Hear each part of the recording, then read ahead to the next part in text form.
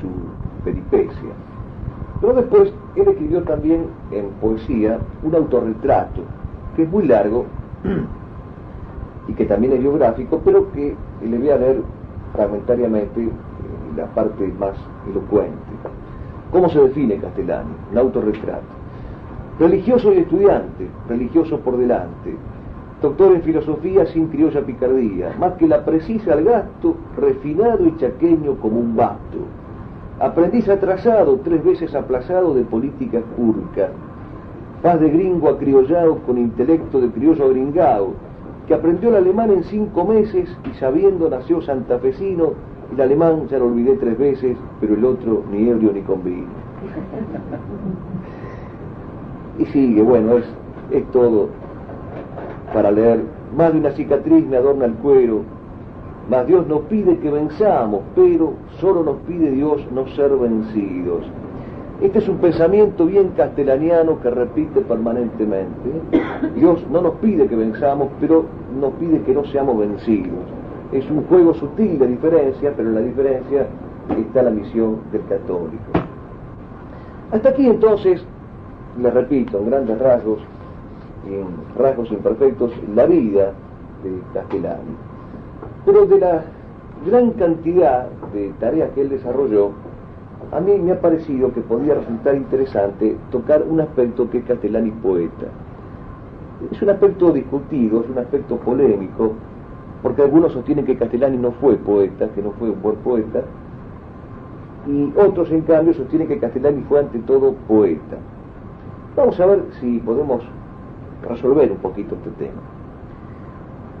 Si por poeta se entiende un versificador notable, preciso, un gran versificador, un estilista, un hombre que tenga el dominio de la métrica o el arte de la rima, del ritmo, de la cadencia, en rigor Castellani no fue en este sentido un buen poeta.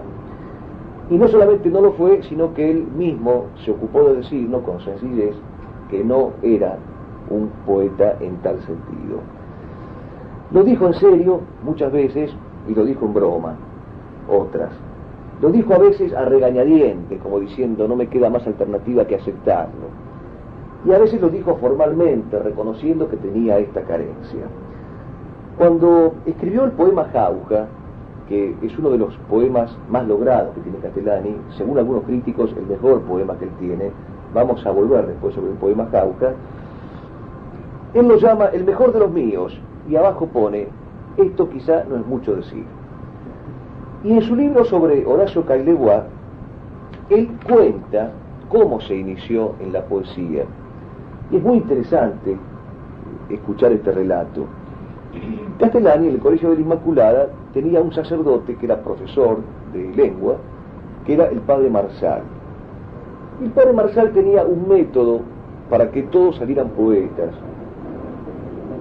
que era un método voluntarista. Consistía en el empedrado, como el padre Marsal lo llamaba. El padre les entregaba a los chicos un texto poético, pero puesto en prosa, deliberadamente puesto en prosa. Y los chicos no conocían la forma poética del texto que le había puesto en prosa. El desafío era ese texto en prosa, caótico y desordenado, ponerlo en verso y acercarse lo más posible a la perfección del original, tal como lo había pensado el autor. Dice el padre Castellani, el método milagroso de Marsal, que nos formaba el oído, según él entre 15 días y 4 clases, era empedrar, como lo llamábamos. El maestro nos daba un poema cualquiera, soneto, romance, etcétera, descoyuntado en prosa, y nosotros debíamos restaurar los versos. Claro, es un voluntarismo ingenuo, al estilo de los cursos de Ilben, creer que uno en 15 días y 4 clases se puede salir poeta, ¿no es cierto? Pero cuando uno compara lo que hacen los actuales talleres literarios con lo que hacía el padre Marsal, indudablemente lo del padre Marsal tenía un poco más de sentido. Castellani se muestra escéptico del método del padre Marsal, se ríe benévolamente, y él mismo dice que esa metodología produjo en él cachivaches, así lo llaman cariñosamente. Produje yo, leo entre comillas, produje yo por aquel entonces varias poesías malas, como estas chucherías, y hay un soneto que le escribió a la hermanita Nelly, que es un espanto realmente, pero él se ríe, ¿no? Hice muchas entonces y después. Yo comenzaba entonces mi carrera de poetastro, en el buen sentido de la palabra, o sea, soy un poeta menor, dice Castellani. Ahora, no siempre este reconocimiento fue tan divertido. Hay anécdotas del padre Castellani que son terribles. Estando en la casa de Yenta una vez, y esto me lo contó a mí Yenta, la señora de Yenta, Lilia, que era una persona dedicada a las letras profesionalmente, le dijo, con la confianza que daba a la mitad de tantos años, dice, padre, la poesía es una musa adolescente que no se entrega a cualquiera, a usted no se le ha entregado. Y el padre le dijo, enojado, ahora me va a decir que soy el mejor escritor argentino, porque para el padre ser el mejor escritor argentino era estar en la línea de Mármol, Echeverría, Mitre, o sea, como diciendo, ahora me va a insultar más todavía, y se fue, y por mucho tiempo no volvió, y después como si nada. Castellani era un hombre cariñosísimo. Cuando a Yenta lo expulsaron de todas partes, que se quedó sin trabajo, lo fue a visitar a Yenta y le dijo, vengo a visitarlo porque sé que ahora se va a quedar sin amigos y quiero que sepa que ahora que usted no tiene ningún amigo, yo soy su amigo. Y antes de irse sacó de la billetera, de algún rinconcito de la sotana, un billete de lotería y se lo puso a los pies de la imagen de la Virgen que tenía Yenta en la casa. Y si solamente nos puede salvar la Virgen o la lotería, estaba sin un centavo, sin ningún trabajo, absolutamente desahuciado, tenía esas cosas. Pero otras veces Castellani se ufanaba de ser un buen traductor, porque él decía que para traducir una poesía había que recrearla, y que era como componerla de nuevo. Por ejemplo, cuando él tradujo el himno al Santísimo Sacramento de Claudel, él dice, la traducción es mía, y ojo, que es mejor que el original, modestia aparte. Ahora, era tan buen traductor que muchos versos famosos, nadie sabe que son de un autor que no sea Castellani. Por ejemplo, amar la patria es el amor primero, y es el postrer amor después de Dios, y si es crucificado y verdadero ya son un solo amor, ya no son dos. Eso no es de Castellani, es de Verlaine, traducido por Castellani. Feliz aquel que muere por la cosa solemne, por un grano de tierra, Dulcinea o Beatriz. Feliz aquel que muere para que siga indemne la risa de un niñito, la gloria de un país. Eso no es de Castellani, eso es de Peguy, traducido por Castellani. Pero Peguy ha pasado a un segundo plano, Verlaine lo mismo. O el famoso Eclesiastés, que él tradujo y que es de Chesterton. Hay un solo pecado, pensar que el sol no existe. Una sola blasfemia, que la verdad es triste. Un peligro temible realmente, tener mancas las alas de la mente. Sacrilegios hay uno tan solo, hacerse grandes, matar igual que Herodes, el niño Dios en mí, ir en avión al cono de los Andes para vivir ángel frustrado allí. Solo hay un vicio, vivir de té de odo, y no tomar el vino por no soltar verdades. Solo una cosa es necesaria, todo, el resto es vanidad de vanidades. Esto es de Chesterton, y lo tradujo Castellani. Era un eximio traductor porque agregaba, sacaba, quitaba, mejoraba las cosas.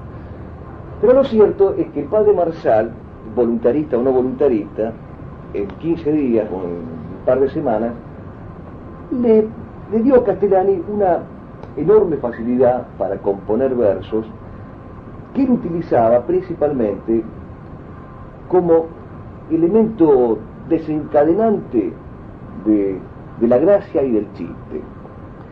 No hay prácticamente una sola página de Castellani que no tenga un chiste en poesía. Está hablando de la crisis de la iglesia, tema terrible, y de repente estampa con toda naturalidad: Monsignori que vino de Roma es piadoso al igual que prudente, prudente como una paloma y piadoso como una serpiente. Está hablando del liberalismo, todo un tratado filosófico, metafísico del liberalismo, serio, y de repente, igualdad, oigo gritar al jorobado Fontova, y me pongo a cavilar, ¿querrá verse sin joroba o no querrá jorobar? Está hablando del drama de la Argentina, está haciendo un análisis sesudísimo de la crisis de la patria, y de repente dice, en un país sin mañana, sin jefe y sin poeta, un país que no se defiende, un país que no se respeta, un país corajudo y bravo para jugar la ruleta. Que Argentina al sur, de Argentina al norte, a mí lo que me gusta es bailar con corte.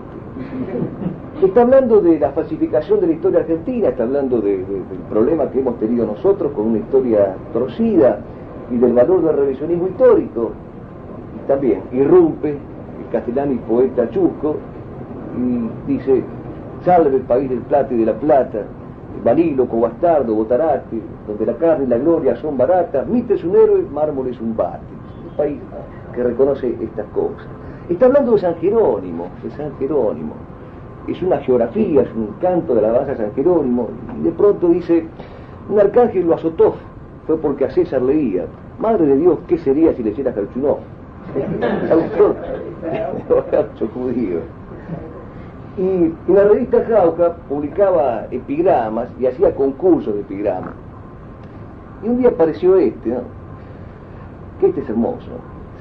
Dirá alguno, y aquí yerra, pues no fue manco este autor, está hablando de Cervantes. Y fue manco, sí señor, pero manco de esta tierra. Oye la lección que encierra Cervantes en esta hazaña, y espeta al que en torpe maña franchutea Gemebundo, que el mejor libro del mundo lo escribió un manco en España. Era así. Bueno, y habla del fariseísmo también, y de pronto irrumpe el Castellani, poeta socarrón, y aparece la muerte, alguien personificado de muerte, disfrazado de muerte, que le habla a un cardenal, y le dice: pronto te despojo de tus purpurinas, mi papirotazo te tumba el capelo, de lo postrimero no hubiste gran duelo, y creías tuyas las cosas divinas. Adores y fiestas hasta hoy te inclinas, más guay si no alcanzas la fiesta del cielo. El juicio inflexible te causa canguelo, y contra tal juicio ya no hay Bernardinas. Bueno, y Castellani sigue, ¿no es cierto?, hablando de estas cosas. Ahora bien, hay algo más que hay que decir sobre Castellani poeta, porque si no quedaría que es nada más que un gracioso, o un ocurrente, o un simpaticón. Castellani tenía, al igual que los clásicos, que Platón, que Aristóteles, que San Agustín, que Boecio, que Santo Tomás, que Horacio, tenía un concepto doble de la poesía y de los poetas. Según fuesen los poetas buenos o malos, auténticos o inauténticos, según fuesen mediadores de la gracia, imitadores de la gracia, o mediadores de la desgracia, imitadores de lo malo, y por lo tanto malos poetas, nefastos, o, para hacer una distinción un poco más sencilla, la que hacía Goethe cuando hablaba de la poesía que destruye y la poesía que promete, en un texto magnífico que va a tomar después en España José Antonio Primo de Rivera. Es decir, hay una poesía que promete, en el sentido de que la belleza siempre es realidad, pero también expectativa, augurio, y una poesía que destruye. Entonces Castellani va a tener un juicio ambivalente, según cómo sea la poesía y según cómo sea el poeta.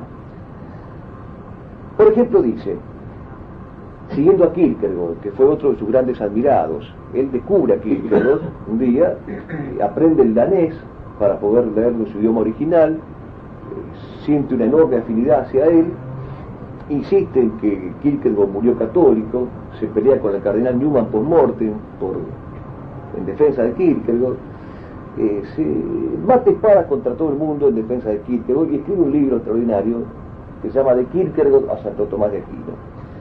Bueno, y hablando de Kierkegaard, dice Castellani: el poeta es el hombre que vive llevado por sus impresiones, como quien cabalga la cresta de una ola, sin ancla, sin timón y sin estrella polar. El hombre que vive fuera de la realidad presente, vive en el pasado y en el futuro, en recuerdos y en esperanzas, trocándolos por la realidad presente. Aquí, para entender esto, hay que leer a Kierkegaard y a Castellani, que lo comentan, porque Castellani se refiere aquí al poeta como el hombre que no supera nunca el estadio estético, es decir, como aquel que solamente se queda anclado en lo puramente estético sin trascender nunca a lo religioso, que es el último estadio que Kierkegaard visualiza en el camino de perfección espiritual. Entonces Castellani ha dicho esto de los poetas, que es crítico, es un mensaje crítico kierkegaardiano, y después dice: no todos los poetas son así, non tutti, ma buona parte, dice. Pues es una parábola, ¿no? Ahora, esto es lo mismo que decía Platón. Platón, ustedes leen el diálogo del guión, o el Fedro, Y Platón hace el elogio de los poetas. Ven la República y Platón los quiere echar de la República a los poetas. ¿Es una contradicción? No, es una paradoja, según qué clase de poesía y según qué clase de poeta. Aristóteles, en la poética Aristóteles hace el elogio y la defensa de los poetas, y en la ética los llama injuriadores y maledicentes. Tampoco es contradictorio, depende de los poetas y de la poesía.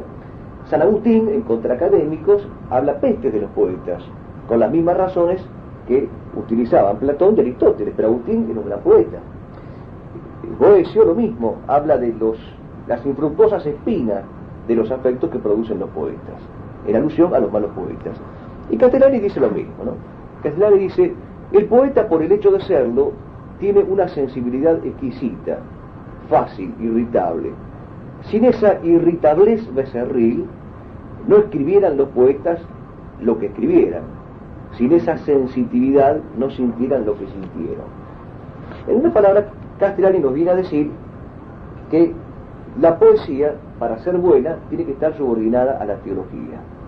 Porque subordinada a la teología, la poesía es un camino legítimo de conocimiento y el hombre, por ese camino legítimo de conocimiento, no se extravía. Esta clase de poesía fue la que cultivó el padre Castellani. Entonces, yo creo, un poco redondeando, un poco en síntesis, que si vamos a buscar en Castellani un poeta que sea sinónimo de versificador, de estilista, de experto en rima o en métrica, no lo vamos a encontrar. Si buscamos en Castellani un poeta que sea el que retrata a Platón en sus diálogos como el Fedro, Aristóteles en la poética, o los mismos San Agustín, Boecio, Santo Tomás, Horacio, en sus respectivos escritos sobre el tema, poetas que en síntesis podrían retratarse como mediadores de la gracia e imitadores de la forma espléndida, de la forma ejemplar, en ese sentido Castellani fue un poeta notable.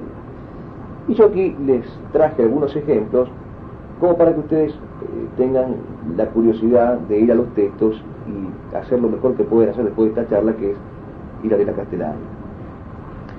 Tiene Castellani una oración que se llama Oración por nosotros los vencidos. Señor, que amaste siempre lo vencido más que el triunfante desapoderado, porque aún de lo ya fenecido surge si quieres lo resucitado. Rey, a quien no interesa la victoria, sino que el juego sea bien jugado, y más que los laureles de la historia, que salga alguno y sea buen soldado. Mírame, oh Rey, el ontanar vacío, el gran terreno yermo abandonado, y ven tú mismo un día como un río en mi vacío nunca resignado.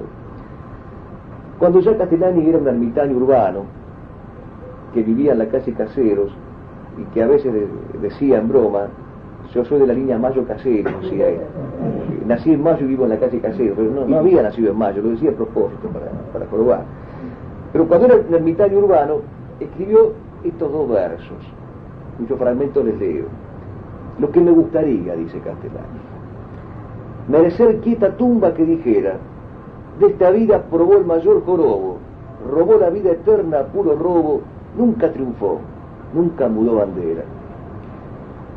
Si me dejaran elegir sería, por 10 años ni un libro publicar, hacer reír a la Virgen María y recibir el don de profecía que hoy significa hacerse masacrar.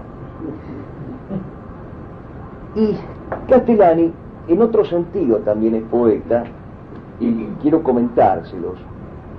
Cuando él publica Juan 23, Juan 24, dice, es necesario muchísimo talento para ser un poeta moderno. Lo más prudente es comenzar por ser un poeta antiguo. Los versos se han convertido hoy en juegos estéticos refinados e inútiles.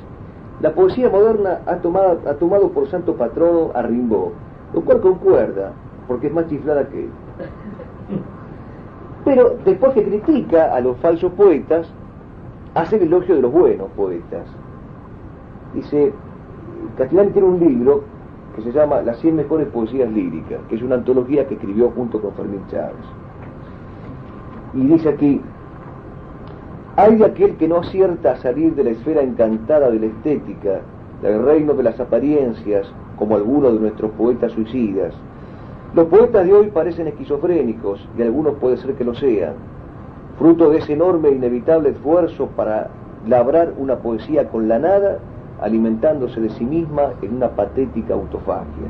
¿Ven? Siempre la crítica a la mala poesía y a los malos poetas, y después, al contrario, el elogio de la buena poesía. Si la poesía buena piensa por nosotros, no hay cosa como ella para educar a los niños y para educar a los pueblos, con tal de salirse de ella a tiempo y por arriba como de la niñez. La poesía despierta en el hombre la ilusión trascendental, de donde salen la vida y la muerte, porque su tema permanente es la felicidad, resorte del vivir. La belleza perseguida por la poesía no es apariencia solamente, es aparición. Con la poesía auténtica aparece la belleza, y la belleza es uno de los trascendentales del ser. Por eso creo que Castellani fue en este sentido un gran poeta, en el sentido clásico de la palabra, y no en el sentido puramente técnico. Y me voy a leer para terminar algunos fragmentos de la poesía de Castellani. Sí, no, yo digo, pues si quieren ir me van a matar, no tengo apuro. Pero por lo menos para hacer mi recreo, les voy a leer un fragmento de Castellani que dice así. Habla de Savonarola, que era también uno de los admirados de Castellani, que lo admiraba también un poco para irritar, ¿no? Para chicanear. Dice, aunque la Iglesia ahora lo ha reivindicado a Savonarola, cerróse el lazo en torno a la áurea gola, cayó la escala, el cuerpo sacudido, cimbró un momento y se apagó en gemido la voz temible de Savonarola. Lo que yo quiero decirles con esto es que esa mediación que Castellani hacía como poeta entre nosotros y la belleza, entre la belleza creada y la belleza increada, él la tenía en todas sus obras. Así como no hay página de Castellani que no tenga un chiste, no hay página de Castellani que no tenga un sentido poético, pero en este sentido clásico. Se lee, por ejemplo, el Evangelio de Jesucristo, de Castellani, o el Apocalipsis, o el Rosal de Nuestra Señora.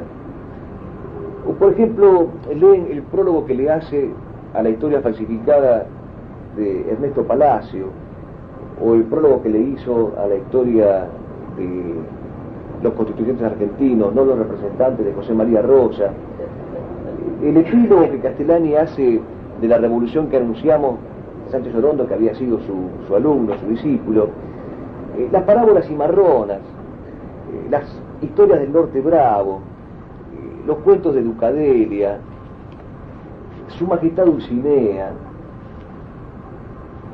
Hay en Castellani algo que Aristóteles llamaba acromático. ¿Qué quiere decir esto? Aristóteles distinguía entre el género acromático y el género gráfico. El género gráfico es aquel que nace para ser escrito y para ser leído. Y el acromático el que nace para ser leído, para ser escuchado, para que nos llegue por vía oral. Y hay un montón de cosas de Castellani que parecen haber sido escritas o creadas para ser escuchadas y para que llegue por relato oral. Por ejemplo, él un día iba en el tren hacia Salta, ¿no? Imagínense lo que sería el tren a Salta en los años 40. Y Castellani iba leyendo. Y había un paisano que estaba sentado al lado de él, en la clase turista, uno encima del otro. Y el paisano un poco se molesta por ese hombre que estaba leyendo. Él quería jugar las cartas, el paisano. Entonces rompe el diálogo y le dice, pero ¿qué está haciendo? Estoy leyendo, dice Castellani, defendiéndose. ¿Qué está leyendo? Como diciendo, pero ¿qué puede ser más importante que jugar las cartas o que estar papando mosca? Y Castellani dice, a Santo Tomás de Aquino. Y el gaucho le dice, Aquino de Corrientes. Castellani se quedó pensando, él dice, se quedó pensando un minuto y le contesta al gaucho, sí, Tomás de Aquino de Corrientes. Y después agrega Castellani, porque por la comunión de los santos, por la comunión de las patrias, Castellani es tan correntino como el Zapucay. nos llegó a la patria. Y yo siempre he pensado que este episodio de la vida de Castellani es acromático. O sea, nació para ser escuchado, nació para ser contado, para ser narrado en un fogón y no para ser leído. Como algunas de las creaciones poéticas de Castellani, cuando Castellani elabora el romance de la pobre patria, de la patria enferma, dice, politiqueros y comités, puro grito y trapo, y los partidos tan igualitos como poroto, quítate tú que me pongo yo porque soy más guapo, y la gran farsa de echar los votos, esa es la patria bella. Y después dicen que hay que morir por ella. Hay que morir lo mismo si Dios lo pide por la patria enferma, y dar la vida por la patria yerma en el tiempo que Dios pida ahora mismo, toda mi vida por salvar del abismo a la pálida patria, patria enferma. Es acromático este estilo de Castellani. Brota para ser oído, para ser escuchado, para ser relatado, para ser transmitido oralmente. Y por eso le gustaban tanto a Castellani las composiciones poéticas de Santa Teresa de Jesús, de San Juan de la Cruz, de Dante, y después vamos a verlo, le gustaba mucho a padre Castellani Juan Alfonso Carrizo, al cual le dedico el capítulo del nuevo gobierno de Sancho. El capítulo del tanguista del nuevo gobierno de Sancho está dedicado a Juan Alfonso Carrizo por ser un fijosdalgo, por ser un gran hidalgo. A él le dedicó ese capítulo, que es una creación maravillosa. Bueno, hablamos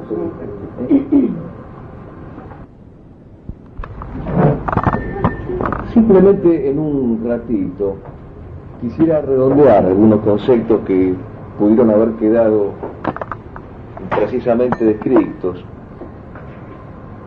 Y el concepto principal que me interesaría redondear es el de Castellani poeta en el sentido clásico y cristiano de la palabra. ¿Por qué? Porque la poesía hace de mediadora entre el presente ordinario en el cual el hombre vive inmerso y un pasado normativo, un pasado ejemplar, un pasado arquetípico. Y en esa medida la poesía sirve de puente y le permite al hombre subir, ascender, escalar, pero proyectarse a la vez hacia un futuro que será grande en la medida en que sea respetuoso de ese pasado con el cual la poesía hace de mediadora. En ese sentido, el poeta es un vigía del pasado y es el custodio de una herencia. Y su misión es una misión teofánica, es decir, expresa lo sagrado, manifiesta lo sagrado. Otro rasgo que también define al poeta es el poder de mímesis o la capacidad imitativa. Con esta salvedad, la mímesis que produce el poeta no es exterior, no es estructural, no es configurativa, es la mímesis de una forma, es la mímesis de un modelo, de un paradigma, de una sustancia. Hay mímesis que son inferiores y que son las propias de los hombres inferiores. Imitar la forma, la superficie. Y hay imitaciones que son superiores y que son las propias de los hombres talentosos o de los hombres egregios. En estas últimas imitaciones aparece lo que llamaba Platón electro o la teiamanía, o lo que más fácilmente se puede llamar inspiración, la capacidad del descubrimiento de la realidad por vía de la inspiración. Y una tercera característica que tiene el buen poeta, que también la da Aristóteles, es la de preferir lo imposible convincente a lo posible increíble. Esto que parece un juego de palabras, y que en realidad en alguna medida lo es, tiene una explicación. Al poeta lo que le interesa resaltar es más el deber ser que lo que fue. Lo que fue es propio de la historia, pero lo que debió haber sido, la ejemplaridad, es propio del poeta. El ideal es la unión de lo poético y lo histórico, es decir, que una mirada poética del pasado permita descubrir en el pasado el deber ser, el modelo, la norma, el canon, y traerlo al presente, hacerlo patente, hacerlo evidente, mostrarlo, descubrirlo, y al mostrarlo, al descubrirlo, al comunicarlo, arrancar a los hombres de la vulgaridad, sacarlos de la vida ordinaria y elevarlos. Esa era la concepción clásica que tenían los antiguos de la poesía y de la historia. De modo que, así vistas las cosas, el poeta es un hacedor de admiraciones y un develador de esencias y un suscitador de mímesis, de imitaciones superiores. Y es también un testigo de la forma, un testigo de la universalidad y un heraldo de la tradición. Maritain tiene dos trabajos muy importantes sobre la poesía. Uno se llama Arte y Escolástica y otro Fronteras de la Poesía. Y en ese trabajo, en este último, en Fronteras de la Poesía, Maritain dice que la poesía es al arte lo que la gracia a la naturaleza. La eleva, la sublimiza, la perfecciona. De tan importante que es la poesía, si la poesía es buena, si la poesía es mala, el efecto que produce es catastrófico. Y el mismo Maritain, siguiendo a Léon Bloy, dice que se puede hablar de una poesía posesa, de una literatura posesa. Es decir, si la poesía no es vínculo de la gracia, sino es puente que hace de mediadora entre el hombre y la forma, puede ser como un pasadizo subterráneo que conduzca al hombre hacia abajo, que lo tironee hacia abajo y lo lleve al infierno, lo lleve al abismo, lo conduzca a la antigracia, a la desgracia. Entonces Castellani fue un poeta, independientemente de los versos en bromas, de los chistes en verso o de las caricaturas rimadas, fue un poeta en este sentido, el sentido clásico y cristiano de la palabra. Y hay algunas composiciones de él que ponen de manifiesto este carácter poético, este último carácter poético. Les voy a leer algunas. Hay un verso de Castellani que está dedicado al caballero, propone la figura caballeresca como modelo, y dice: mas el hombre de espíritu sereno y caballero de la limpia fama, seguro va después la brida y freno, donde la voz de una injusticia clama, Quijote y Sancho, sin Guzmán el bueno. Aquí está Castellani, poeta, más allá de los chistes, poniéndonos en contacto con un paradigma, con un prototipo, con un estilo de vida, que es el estilo caballeresco. Y lo mismo hizo con los verdaderos héroes de Argentina. Por ejemplo, tiene un poema muy logrado dedicado a Rosas, a la muerte de Rosas. Y en un fragmento dice así: su obra estaba hecha, su rescate pagado, terminaba su arreo rudo, había hecho lo que estaba mandado. Y después, el hecho de todos los mortales, la debilidad sin languidez, y un resbalar lento del alma a los portales que se pasan solo una vez. El extraño panorama de su vida toda adelante, dolores corporales que avientan lo trivial. Rosa sintió en un lampo todo el tiempo de antes, galopando un negro bagual. Sintióse en una ventolera de la pampa infinita, hollando en un potro la gramilla helada. Oyó como una voz de lejos: ¿cómo anda, tatita? Y se oyó a sí mismo muy lejos: niña, no es nada. Las últimas palabras que tuvo Rosas antes de su muerte fueron con su hija Manuelita, que se dio cuenta que estaba agonizante, que estaba mal, y le dijo: ¿qué pasa, tatita? Y Rosas le contestó: no es nada, niña, no es nada, y se murió. Hay algunos libros del padre Castellani que son portadores de este profundo sentido poético que tratábamos de describir recién. Por ejemplo, Las muertes del padre Metri, Los papeles de Benjamín Benavides y Su majestad Dulcinea. Es imposible sintetizar estos libros y en realidad, y esto se los digo en serio, lo mejor que puede pasar después de esta charla es que ustedes vayan y lean a Castellani. Y se los digo con toda veracidad y con toda sencillez, que mientras preparaba los papeles para venir acá decía: pero lo que deberíamos hacer es suspender la charla o usar la charla para leer a Castellani, que es lo que estamos tratando de hacer, porque es irreemplazable la lectura de Castellani, es irreemplazable, es inagotable, es riquísima, Y además una de las pruebas de su genio, de su grandeza, es la necesidad que uno siente de releerlo. Hay libros de Castellani que uno ha leído hace 15, 20 o 30 años y lo vuelve a leer. El libro llama, el libro convoca, el libro tiene como un requerimiento propio, y eso no sucede con todos los autores. Eso es propio de los grandes autores. Me detengo un instante en esa característica que decía Aristóteles de los buenos poetas, el saber preferir lo imposible convincente a lo posible increíble. Porque la presencia de lo maravilloso nos alecciona y nos vivifica. Por ejemplo, son increíbles esos miles de nombres concretos de políticos, de diplomáticos, de curas, de obispos, de intelectuales, que realmente han vivido en Argentina, pero que de tan poca cosa que han sido, de tan miserables, de tan estúpidos, de tan canallas, son increíbles y son reales, han existido. Son increíbles y desdichadamente posibles, dolorosamente existentes. Pero en cambio son creíbles, enteramente creíbles y convincentes, y jamás han existido esos personajes que Castellani ha inventado y que a fuerza de tanto leerlo uno siente como que son parte de la familia y que se va a encontrar con ellos. Por ejemplo, Sancho Panza criollo, y Sancho Panza criollo.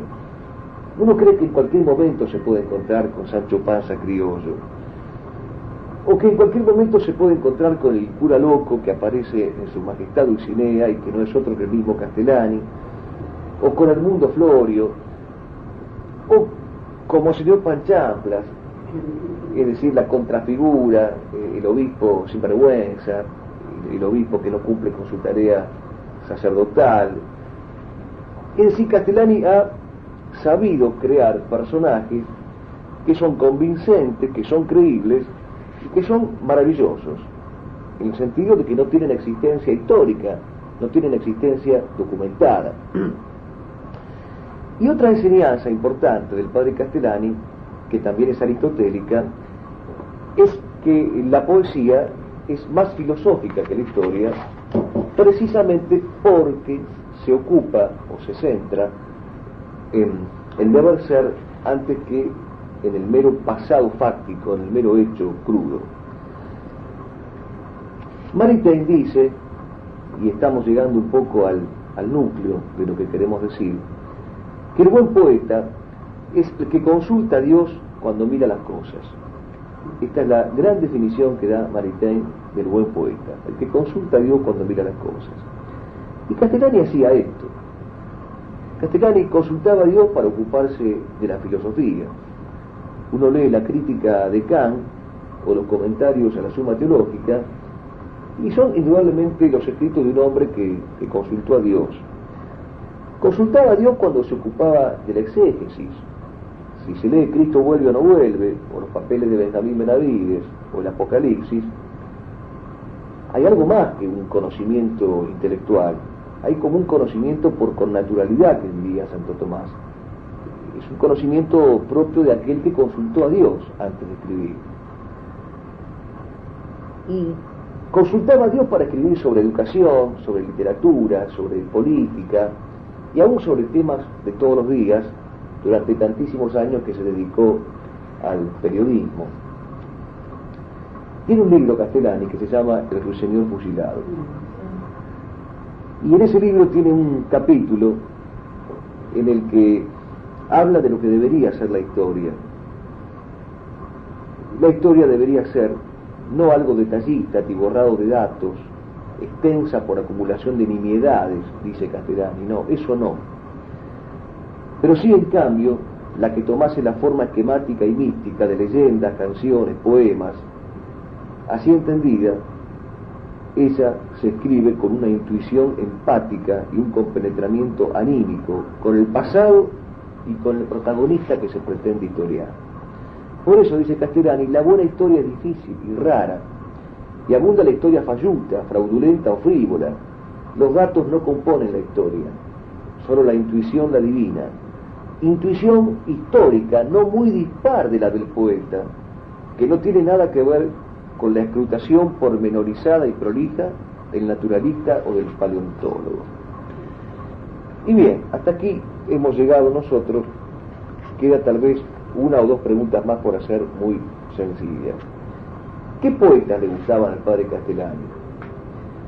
Él se contesta esta pregunta. En la Argentina ha habido solamente 2 poetas y medio. Hernández y Lugones son los 2, y el medio cualquiera de todos nosotros. Le gustaba Ponferrada, le gustaba Carlos Obligado, Marechal, le gustaba Marechal, Juan Carlos Dávalo le gustaba, robusto cantor del terruño, Lizardo Cía, poeta poco conocido pero eximio, le gustaba Francisco Luis Bernardes, figura sobresaliente, lírico de fuerte tradición latina, le gustaba Anzoátegui, era muy amigo de Anzoátegui, poeta de la alegría cristiana, dice, autor de finos y bellos versos impregnados de tradición hispánica. Pero tengo para mí que lo que más le gustaba a Castellani, es una opinión particular, es el trabajo de Juan Alfonso Carrizo. Juan Alfonso Carrizo no era un poeta, o sí lo era en sentido clásico y cristiano, pero no se dedicaba a componer versos. Pero la obra de Carrizo es monumental, lo que ha hecho ese hombre merece todo encomio, todo reconocimiento, lamentablemente es prácticamente desconocido en Argentina. Y es una de las grandes deudas que se tiene para con estos hombres eminentes. Y la última pregunta sería esta: ¿qué poemas nos gustan de Castellani? Y bien, yo ya leí o les dije algunos que me gustan, pero quiero tener en cuenta algo. Castellani dice, las selecciones no son para los selectos, sino para todos. Los selectos tiene cada cual su propia selección. De manera tal que cada uno de ustedes tendrá su propia poesía preferida. Yo simplemente les quiero recordar fragmentariamente 2 que son impactantes porque contienen un poco a todo Castellani. Una composición poética es Jauja. Castellani la consideraba la mejor. Él creía que era lo mejor que había escrito en poesía y que le fue dictado. Es posible que así sea, en el sentido clásico, la inspiración, electropoético. Jauja describe, en largos versos, muy bien logrados por cierto, describe el itinerario del alma que quiere llegar a la salvación, pero que no puede llegar a la salvación si no pasa primero por la zozobra y el naufragio. Casi se diría que el requisito y la condición sine qua non para llegar a la salvación, para llegar a la isla afortunada de Jauja, es pasar primero por el naufragio, por la crisis y aún por la desesperación. Pero Castellani dice esto, y en los pocos versos que les voy a leer se van a dar cuenta hasta qué punto está todo entero Castellani: el lírico, el místico, el humorista, el hombre gracioso, el ocurrente. Si estuviera en el mapa y estuviera a la vista, con correos y viajes de ida y vuelta y recreo, eso sería negocio, ya no fuera conquista, y no sería Jauja sino Montevideo. Dar 2, recibir 4, cosa es de petardista.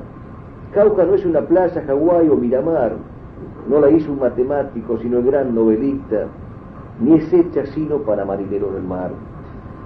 Busco la isla de Jauja, sé lo que busco y quiero, que buscaron los grandes y han encontrado pocos.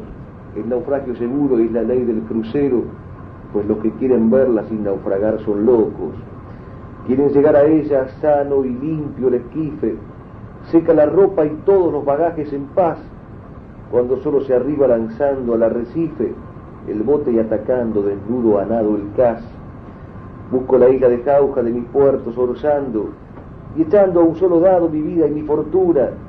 La he visto muchas veces de mi puente de mando, al sol del mediodía o a la luz de la luna. Y termina este largo poema con un envío, porque Castellani escribió este poema después de haberse compenetrado durante mucho tiempo con la obra de Kierkegaard, que es una obra que también merece ser conocida. Entonces piensa en Kierkegaard al final de este poema, y miren qué interesante, ¿no? Qué afortunado Kierkegaard, por otra parte. Dice: gracias te doy, Dios mío, que me diste un hermano, que aunque sea invisible me acompaña y espera, Claro que no lo he visto, pretenderlo era vano, pues murió varios siglos antes que yo naciera.